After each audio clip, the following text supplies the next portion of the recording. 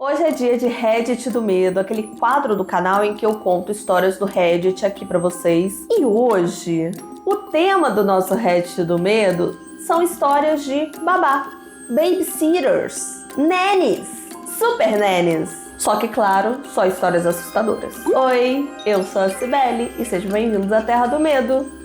Fala oi, Vitor. Oi, gente! Tudo jóia, querido? Tudo jóia? E com você? Como estão? Tô jóia, tô tudo jóia. Já passou a quaresma, né, gente? Pelo menos isso. Já passou. E eu vi gente comentando que tava assistindo um vídeo atrasado porque não assiste esse tipo de coisa na quaresma. Os medrosos, né? Os medrosos da Terra do Medo. Acho que é válido também. Mas hoje, gente, vamos contar histórias de babá. E eu adoro histórias de babá, até porque uma das primeiras vezes que viralizou vídeo no TikTok, quando a gente postava no TikTok, era história de babá. Aqui no canal também, história de babá fez sucesso. Tem outras histórias aqui de babá. Então eu pensei, por que não fazer um Reddit só de babysitters? E fun fact sobre mim, eu já fui babá. Era só isso. Eu não tenho mais nada a acrescentar. Vamos então para a primeira história de hoje.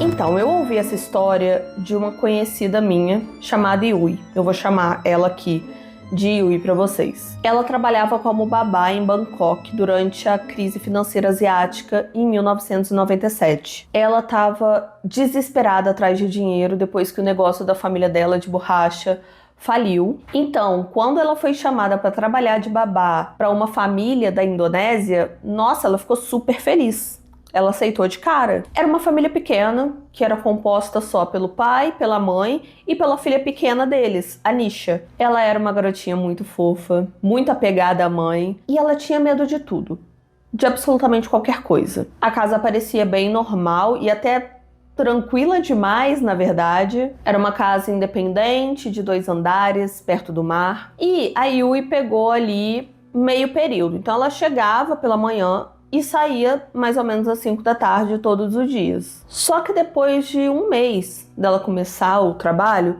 a mãe da Nisha, ela começou a perguntar se a Yui poderia ficar até um pouco mais tarde, que ela ia começar a chegar um pouco mais tarde. E assim, a Yui, ela topou, até porque seria um dinheiro extra, né, pra ela ganhar, então claro que ela topou também. Naquela noite, a Nisha começou a ficar mais chorosa e mais irritada. A Yui achou que a Nisha tava com fome, sei lá, então ela pensou, vou fazer alguma coisa pra ela comer. Elas foram pra cozinha e quando a Yui tava ali preparando as coisinhas, ela ouviu a Nisha dar um grito muito forte, muito alto, e quando a Yui correu pra ver o que tinha acontecido, a Nisha tinha sumido. A Yui não sabia o que fazer, ela ficou bem desesperada, mas ela pensou, uma criança de 3 anos não vai muito longe sozinha. Então ela continuou procurando. Foi então que ela ouviu uma risadinha, sabe? Bem suave, vindo do 2º piso. Então a Yui subiu correndo as escadas, parou na frente da porta do quarto principal e encontrou a Nisha sentada em cima da cama, brincando com uma boneca e cutucando essa boneca. A Yui ficou aliviada por ter encontrado a Nisha, mas ela ficou se perguntando como uma criança de 3 anos subiu tão rápido assim as escadas.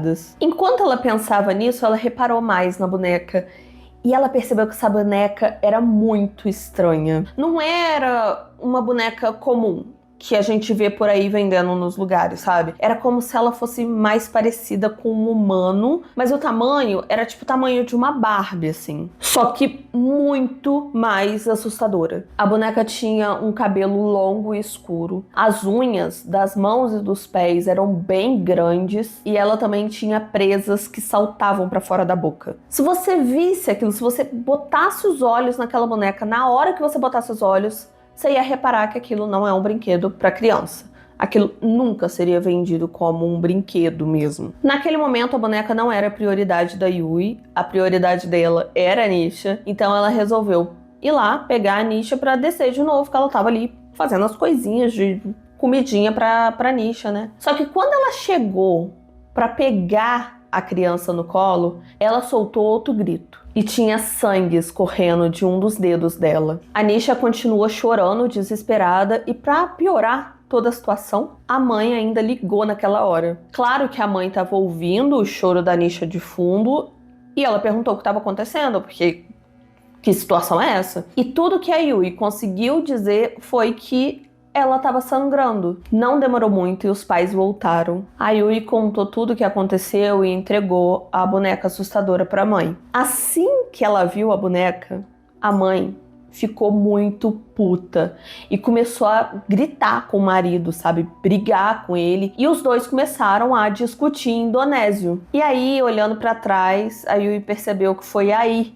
que as assombrações começaram. Depois desse incidente, a Yui começou a perceber cada vez mais coisas estranhas na casa. Ela começou a se sentir observada. Às vezes ela estava parada e sentia que tinha uma figura alta num canto escuro da casa e quando ela olhava diretamente não tinha nada. Ou então, quando ela estava na cozinha, ela ouvia alguns sussurros, tipo uma oração, mesmo estando só ela e a Nisha na casa. Coisa de 6 meses depois que ela estava trabalhando com essa família, a Yui não aguentava mais. Então ela acabou desabafando com uma amiga dela, falou: olha, impossível, não vou continuar nesse trabalho não, pelo amor de Deus, não aguento mais. Mesmo ela precisando do dinheiro, porque ela ainda precisava do dinheiro, ela precisava daquele emprego. Só que todas as coisas que estavam acontecendo, se você juntasse tudo, o salário não valia a pena. Então a amiga ouviu tudo, consolou a Yui e falou que iria lá tentar ajudar ela de alguma forma. Então, alguns dias depois, a amiga de Yui foi lá na casa para tentar ajudar a amiga. E quando a Yui foi abrir o portão para ela, na mesma hora a amiga perguntou: ué, você não falou que os pais não estariam em casa hoje? A Yui respondeu: não, eles não estão. Inclusive, eu te chamei aqui hoje justamente porque eles não estariam aqui. A amiga começou a ficar um pouco apavorada e perguntou: então quem é aquela mulher ali de cabelo comprido no segundo andar olhando pra gente pela janela? A Yui olhou em direção à janela e não viu nada. Então ela pediu pra amiga parar de fazer piada com a situação, não zombar e tal, e puxou ela pra dentro da casa. Assim que a amiga entrou na casa, ela começou a sentir um cheiro fortíssimo de podridão. E ela perguntou se tinha alguma coisa morta na casa. A Yui não entendeu nada, ela só saiu da sala, foi na cozinha preparar alguma coisa pra elas comerem enquanto elas estavam ali. Só que nesse meio tempo, a Yui ouviu a amiga dela soltando um berro enorme. A Yui correu pra sala e chegando lá ela viu a amiga saindo da casa em pânico. A Yui ligou pra amiga na mesma hora perguntando o que diabos tinha acontecido pra ela sair daquele jeito de lá. Ela respondeu: aquela mulher que tava lá em cima olhando pra gente desceu as escadas e tentou me esfaquear. A Yui respondeu: você ficou maluca? Eu já te falei que não tem ninguém aqui, eu tô sozinha. A amiga falou: eu não tô mentindo, eu tô falando que eu vi aquela mulher descer as escadas e tentar me matar. É claro que a Yui ficou apavorada, mas o que ela tinha pra fazer? Era tentar seguir a vida normalmente, até porque ela não podia contar aquilo pra ninguém. Até chegar um certo dia que ela não podia mais suportar. Esse último incidente foi exatamente o que fez ela largar o emprego. Nesse dia em específico, era um dia normal em que a Yui estava cuidando da Nisha, a mãe não estava em casa, mas o pai estava. E o pai era aquele tipo de pessoa super workaholic, frio, que não tem muitos sentimentos, ele só tá preocupado com o trabalho. Inclusive, normalmente, ele nem tinha o costume de tentar chegar perto da filha. Mas naquele dia, ele pegou a Nisha no colo e subiu com ela pro segundo andar. A Yui achou muito estranho, porque no tempo todo que ela tinha trabalhado lá, esses 6 meses, ela nunca viu o pai fazer esse tipo de coisa, ter esse tipo de carinho com a filha. Um tempo depois, um grito desesperado da Nisha invadiu o primeiro andar. A Yui saiu correndo lá pra cima e encontrou a Nisha com as 2 mãos sangrando. Ela já tinha visto a Nisha se machucar antes, só que era um dedo que estava sangrando. Dessa vez, o ferimento era muito maior. O sangue pingava e pingava no chão, não parava de escorrer, e o pai estava ali, parado, imóvel, sem fazer nada, apenas olhando a própria filha sangrando. A Yui ligou para a mãe na mesma hora, ela veio correndo para casa e os pais começaram a conversar. A desculpa do pai era que a Nisha se cortou porque ela estava brincando com a faca na cozinha, acabou se cortando, só que a mãe não acreditou e eles discutiram de novo. A Yui estava naquela sinuca de bico, ela estava sem saber o que fazer, então ela chegou pra mãe e falou que ela não aguentava mais aquela situação e que ela estava indo embora. Nesse momento, a mãe começou a chorar, desesperada, e falou pra Yui que ela até poderia ir embora, mas antes ela queria conversar com a Yui. Por causa da reputação da família na sociedade, ela não podia sair falando de certos problemas com qualquer pessoa por aí. Então ela decidiu que aquele era o momento que ela podia desabafar com a Yui, sabe? Era um momento que ela podia tirar aquele sentimento de dentro dela. O marido dela era um empresário que acreditava muito em feitiçaria e magia das trevas. A boneca que a Yui tinha visto se chama Janglot. Eu vou botar a imagem aqui para vocês verem, mas eu já aviso que ela é muito assustadora. Ela é considerada um tipo de amuleto que tem um espírito dentro dela. E para ela cuidar das coisas, você precisa oferecer sangue para ela. E quanto maior for o seu pedido, maior tem que ser a sua oferenda. Se você quiser uma promoção no seu trabalho e ganhar muito dinheiro, você tem que dar alguma coisa equivalente. Quanto maior o desejo, maior o sacrifício. O motivo da Nisha estar sangrando era o próprio pai. E não era a primeira vez que ele machucava a filha. Ele acreditava que quanto mais puro o sangue fosse, mais chances os seus desejos tinham de se tornar realidade. Nesse momento começou a fazer sentido a Nisha ter medo de todo mundo, de qualquer coisa, menos da mãe quando a Yui conheceu ela. E aquela mulher louca, agressiva, que a amiga da Yui tinha visto aquele dia na casa, provavelmente era o espírito que estava preso na Janglot, que estava ali louca, procurando mais sangue. A Yui foi embora daquela casa no mesmo dia e não olhou para trás. E a mãe? Ela ficou presa a crenças e tradições que a Yui desejava nunca precisar entender. Mas, sendo muito sincera, o que eu tenho mais pena é da criança. Ela só tinha 3 anos. Não que isso fosse aceitável em qualquer outra idade, mas, sinceramente, tem gente que não deveria ter filhos mesmo. Fim da primeira história. Ah, tem gente que não deveria ter filho e nem precisa ter magia e feitiçaria envolvido não, gente, né? Ter filho não é pra qualquer um, não. Entrar nessa seara, não. Criança é muito fácil de se fuder, né, não? Não é? Nasceu na família errada. Nasceu na família errada. A mulher parece que é contra, mas ao mesmo tempo... Não, mas ela aceita ali. Ela aceita. Porque se sou eu, gente, eu ponho minha criança debaixo do braço e ó... Fica aí com a Janglot. Fica aí. Ele é um bruxão. Ele é um bruxão, mas ele aí... Ele fazer as bruxarias dele. Ele deve virar pra ela e falar assim, me conheceu assim. O Vitor, quando eu sou grossa com ele, alguma coisa, ele reclama, eu falo, você me conheceu assim? Aí ele fala, não conheci não, você era bem bacaninha. Então, será que essa mãe conheceu esse homem assim? Ai, amor, mas assim, independente de ter conhecido ou não, eu botaria a criança debaixo do braço e iria embora. Lógico, Porque se ele quer fazer as magias dele, vai fazer com ele mesmo. Vai fazer com ele mesmo, vai resolver seus BO com a Janglot lá, com o espírito lá, gente. Hein? A criança de 3 anos, aí fica cortando mão de criança pra ter sangue. E outra, segundo o que ele falou aqui, ele tirou da cabeça dele que sangue puro é mais eficaz. Ele prefere. Ele prefere. Não, ou então a entidade ali falou com ele que prefere. Porque sempre tem isso, né? Vamos ser sinceros que sempre tem isso em filme de terror que envolve pacto, envolve cortar dedinho pra sair sangue. Sempre tem a pureza das crianças. Aí tem que ser uma virgem. Sim, a alma penada sempre fica com a pureza das crianças. A resposta das crianças é a vida. Fica sempre com as criancinhas e elas que sofrem. E elas que sofrem, gente. Ah, não. Eu espero que a Yui tenha denunciado a sua família. Duvido. Também duvido, mas deveria. Vamos então para a segunda história? Mas antes, blitz nos comentários. Eita! Quem tá pedindo não sou eu, é a minha Hello Kitty que eu ganhei no ovo de Páscoa. Como é que ela tá pedindo se ela não tem boca? Verdade, ela fez pacto. Ela não tem boca. Olha, gente, é um porta-retrato. Ela tá fazendo sinais. Tá focando, meninas? Tá focando? Eu tenho espelhinho da Hello Kitty também, olha vocês ali. Não dá pra ver. Não dá pra ver? Ah, não é possível, vocês vão ficar sem se ver, gente. Mas aí comenta aí, gente. Comenta como a Hello Kitty está falando se ela não tem boca. Eu quero essa explicação, por favor.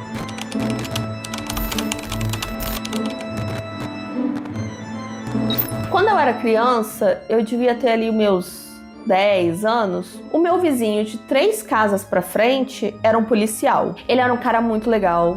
Ele era divorciado, a esposa dele morava a algumas horas de distância. Naquele verão, os 2 filhos dele foram visitar ele. A Ellie, que era uma adolescente, eu não lembro a idade exata, e o irmão, que era um pouco mais novo que eu. A Ellie era incrível, era muito gentil, doce e sempre vivia muito entediada com a nossa cidade pequena. Então, para se distrair, às vezes ela levava eu e o irmão dela para tomar sorvete em algum lugar, jogava videogame com a gente. Eu achava ela o máximo. De vez em quando ela tava lá, a minha mãe pedia para ela tomar conta, tanto de mim quanto do meu irmão mais novo. E claro que ela era a melhor babá de todas. Ela levava filmes, doces, jogos de tabuleiro pra minha casa. E ela até deixava a gente dormir um pouco mais tarde. A única coisa é que, com o tempo, ela foi espiando mais pelas janelas. Ela via uma cortina aberta, ela ia lá e fechava. Um certo dia, a gente ouviu alguns barulhos estranhos e tentamos ignorar. Eu só percebi que tinha alguma coisa acontecendo porque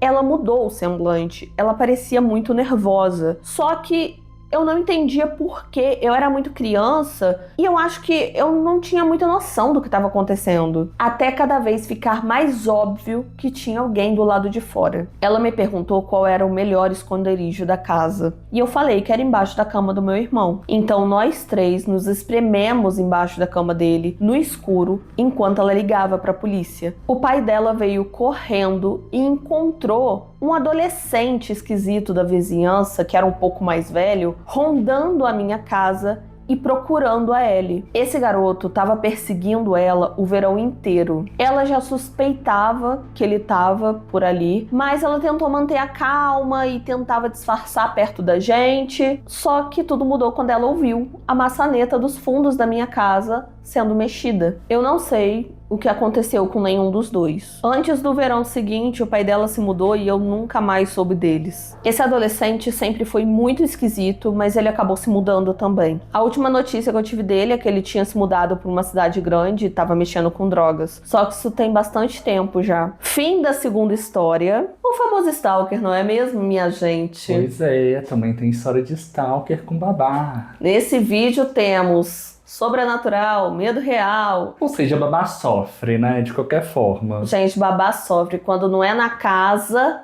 Quando não é com as crianças atormentando. Eu não sofria quando eu era babá, não. Não, você era quente. Quente? Você não era fria. Antes sofria, hoje eu sou fria. Olha. Gostou? Mas eu não sofria não, gente. Meu trabalho era bem tranquilo como babá, na verdade. Mas tem criança chata. Tem criança chata. Também que dá trabalho mesmo. Tem. Ainda mais quando você não é da família. Uhum. E aí a criança não te respeita. Mas ela era uma babá bacana, pelo que parece. Ela levava doce, brincava, deixava eu ficar acordada até mais tarde. Sim, o problema dela foi o stalker. Foi o stalker. O problema foi o stalker, mas a sorte dela é que o pai dela era policial. Que aí chegou pra resolver rapidinho. Vamos então para a próxima história, que também é uma história de babá.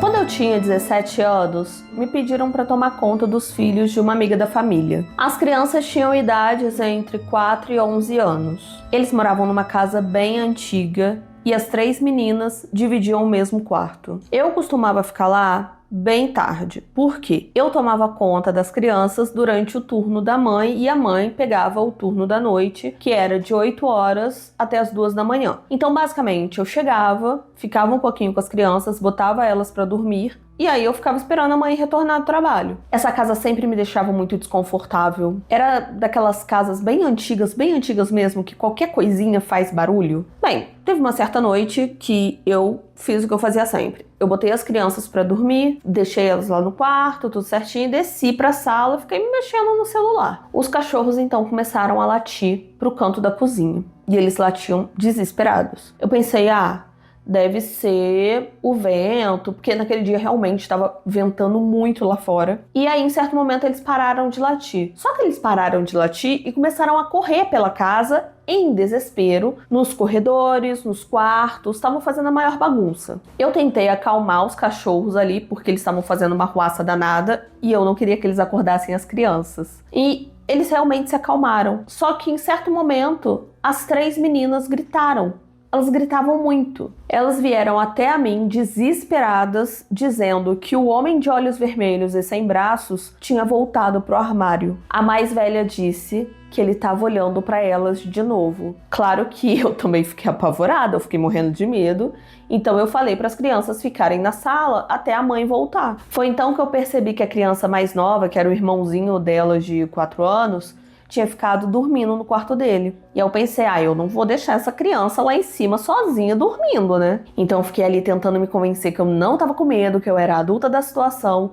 Subi, peguei ele e coloquei ele na sala junto com a gente. Enquanto eu tava subindo para pegar o menino, os cachorros começaram a correr desesperado pelo corredor, pelos quartos de novo. E as crianças começaram a dizer, ele voltou, ele tá aqui, ele tá aqui. Eu peguei a criança rapidão, desci, voltei pra sala, mas eu não vi ninguém, eu só encontrei as crianças chorando. Naquela noite, eu deixei todos eles dormirem na sala com a luz acesa, porque eles estavam morrendo de medo. Quando a mãe chegou, ela ficou muito puta comigo porque eu não fiz as crianças dormirem nos próprios quartos. E depois dessa noite, ela nunca mais me chamou pra ser babá. Até hoje, eu me arrepio só de lembrar daquela situação. Fim da terceira história. Ai, gente, mais um caso de mãe que não acredita nos filhos.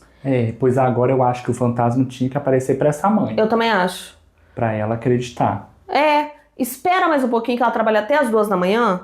3 horas é o horário do capeta. Aí você já mata 2 coelhos com uma caixa d'água só. Horário do alce de mochila. É o horário do alce de mochila. 3 da manhã. Espera a mulher chegar, tomou um banho relaxante, deitou na cama. O homem de olhos vermelhos aparece ali pra ela pra assustar. Essa vacilona ridícula que não acredita nos próprios filhos. Acho que só assim que ela vai acreditar. Só assim vai acreditar nas crianças. E aí eu fico com pena da babá também, de novo. A gente tá aqui nesse vídeo pra ficar a favor das babás. Nunca mais foi chamada. Nunca mais foi chamada, perdeu o bico dela. Por salvar crianças. Por não deixar as crianças sozinhas lá em cima, sabe? Ah, minha filha, eu também não deixaria as crianças dormindo sozinhas, não. As crianças gritando. E assim, mesmo que, nossa, a imaginação das crianças não tem homem nenhum, não tem assombração nenhuma. Porque tudo leva a crer que tem realmente uma assombração ali. Os cachorros latindo, eles correndo desesperados pela casa, coisa e tal. Mas mesmo que não houvesse nada, gente, as crianças estão com medo. Criança é um bicho que fica com medo. É normal. A gente adulto fica com medo. Eu, hein? Cada uma que não dá 2. Vitor fica com medo. Eu não, sou muito corajoso. Você é muito corajoso, né, amor? Muito, gente. Vocês homem não têm abravurado noção raiz. Da coragem que eu tenho. Porque eu sou homem. Porque eu sou homem, menina. Eu sou homem como sou. Uai, eu sou o quê? Eu sou o quê? Você é menino? Vamos pra próxima história, então. Vamos pra próxima história, então.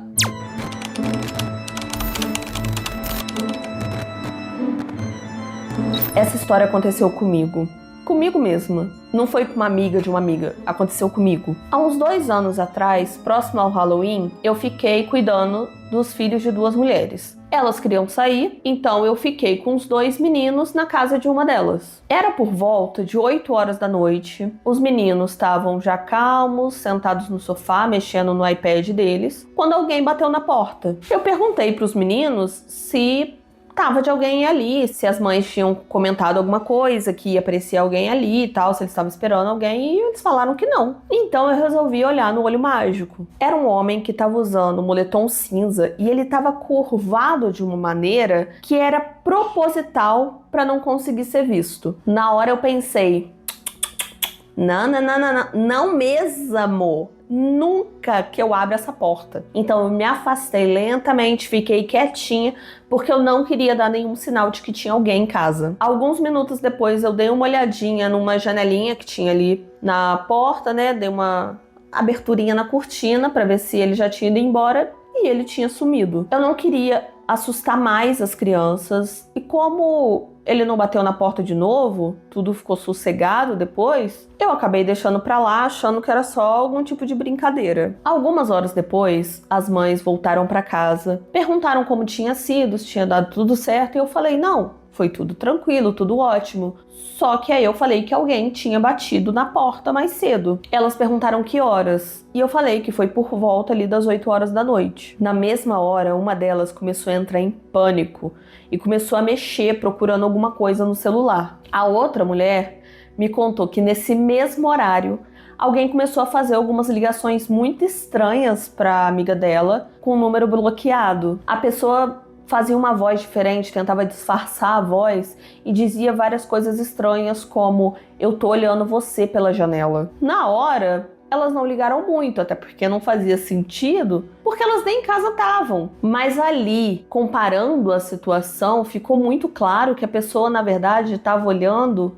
para mim, dentro da casa de uma delas. Elas me acompanharam até o carro e depois eu cheguei a falar com elas de novo. Aparentemente, nada estranho aconteceu depois disso e elas nunca descobriram quem era esse homem misterioso. Mas, sinceramente, eu sou muito grata pelo meu instinto de não ter aberto a porta, porque eu sinto realmente que alguma coisa muito ruim ia acontecer. Fim da quarta história, quinta, já perdi as contas. Quando não é o stalker da própria babá, sobra pra babá o stalker dos outros, pra você ver o azar. O que me chamou a atenção nessa história foi que eram duas mães, porque no começo, quando eu fui ler essa história, primeiro eu pensei assim, nossa, que woke, duas mulheres, ela tomou conta do filho de duas mulheres, mas não, gente, eram duas amigas, mãos de vaca do caralho. Ah, é que dividia a mesma babá. Oh, e dividiram a mesma babá, gente. Ai, gente, é mão de vaca mesmo. Ah, não. Depois fala que o problema do desemprego é o governo. Vamos dar emprego pra esse povo. Contrata duas babás diferentes. Apesar de que as crianças podiam ser amigas, né? Elas podiam estar ali brincando felizes com uma babá só. Mas nesse caso, eu não terminaria por ali, não.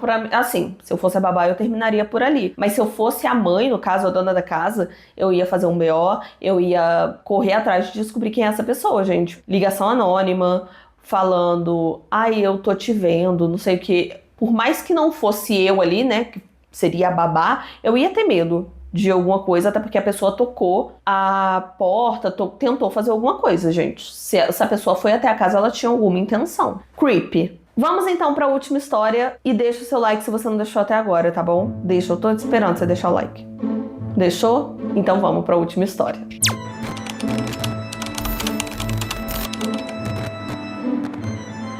Quando eu tinha uns 15 anos, eu vi um anúncio no jornal local ali da minha cidade, anunciando uma vaga de babá pra morar na casa da pessoa. Era verão, eu tava de férias e eu tava doida pra ganhar um dinheiro extra. Eu morava numa área rural, então não tinha muito como eu ir até uma cidade grande pra poder trabalhar num shopping ou num fast food igual as outras adolescentes da minha idade. Não tinha transporte público onde eu morava e também não tinha muitos empregos naquela cidadezinha. Eu liguei pro número do anúncio e quem atendeu foi um homem. Eu descobri que ele era divorciado e tinha 2 filhos pequenos. Eles já estavam em idade escolar, estavam ali no seu ensino fundamental e durante o verão eles estavam em casa o tempo inteiro. Então esse homem falou que precisava de alguém para ajudar a cuidar dos filhos nesse período. Esse homem falou com a minha mãe no telefone e ela concordou de eu aceitar o trabalho e passar esse tempo na casa dele. Hoje em dia, como adulta, eu não vou negar, eu questiono muito